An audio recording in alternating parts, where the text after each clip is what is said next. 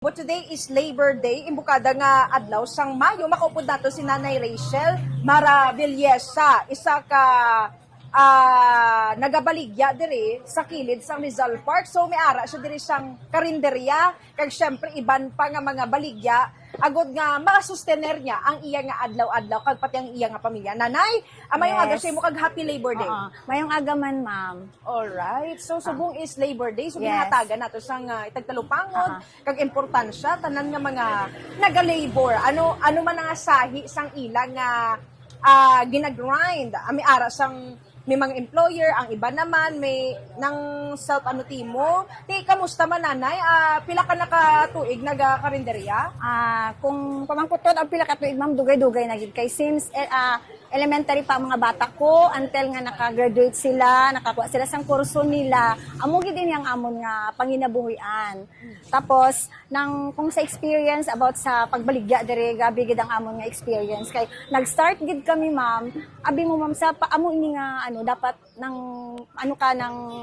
tawagan isina, humble ka, tapos kumbaga hindi ka kung ano man ang mga mahina man, okay lang, baligya lang gyapon ta.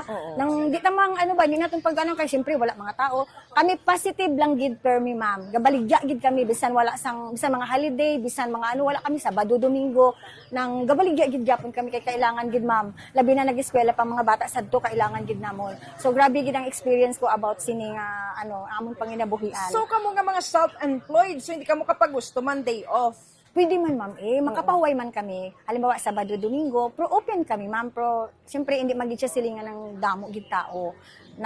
Maliban sa mga, kung may klase, na gid Monday to Friday, gabi gid ang amon nga income. Pero kung wala na klase, siyempre, hindi mag-itcha silingan busy. So, makapahuway kami, kami gabulos-bulos lang kami, pahuway ang isa, nang amon na bala, ma'am. Since self-employed ka, ano ang mga struggle nga na-experiensyahan mo? Like, pwede mo mas makaspecify kasang biskan pila? Ang naagyad ko gid, ma'am, sa sini, labi na itong nag-eskwela ang mga bata, kapital gid namon, ma'am. Number 1 gid na. Kay syempre, ang amon abi diri, ma'am, gapang hulam lang gid kami nang kwarta bala, ma'am, nga i-kapital ko diri. Tapos kung ma-short ang experience ko gid nga ang na-struggle ko gid nga nang mabudlayan kami labi na tong eskwela mga bata sa kwarta kay nga aman sa eskwelahan nagakadto kung mangita na lang ko sang iban nga pamaraan para ko makapital diri. Amo na siya ang akon nga experience gid, kapital number 1 gid na siya, ma'am. Oo. So, nanay, amo to mga na-mentionar mo nga mga struggle o kung mga pagpanghangkat mo.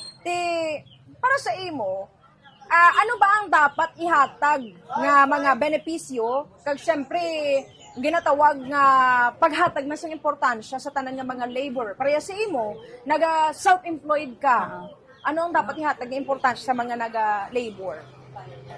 Ang importansya about ng mga assistance, ma'am, halimbawa, halin sa government na mga assistance, makahatag na bulig man sa amon.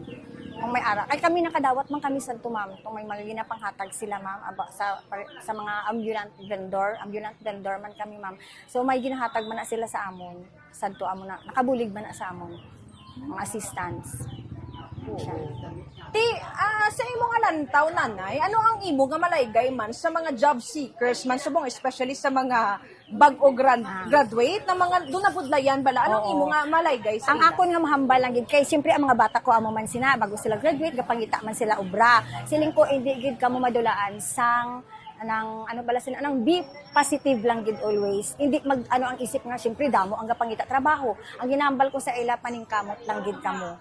Paningkamot kamo, apply lang kung hindi ma-discourage kung ano man ang matabo ko sa pagpang-apply ninyo. Pangita kay syempre hindi man na silingan ng kung paano kung hindi ka mangita, kung hindi ka mag-sacrifice ba, mag-apply, amo na wala gid gyapon sa may maabot sa imo. Kung magsige ka pang-apply, may ara gid na nga time nga maabot sa imo na matawagan ka, makaobra ka. Pero sa mga bata ko na experience ko na sa ila, pila na ka company ang gina-applyan pero nakaano man gyapon sila. Pero ano man ang masiling mo or panawagan mo sa aton nga national government kay syempre ang sweldo kag syempre crisis gid subong somehow do medyo ano gid, pigado gid. O apisar nga amo ning gina-earn mo, nagasaka man ang presyo sa mga baraklon kag bilaman ka ba nga resources nga gina-avail nato sa adlaw-adlaw. Ano ang imo nga panawagan?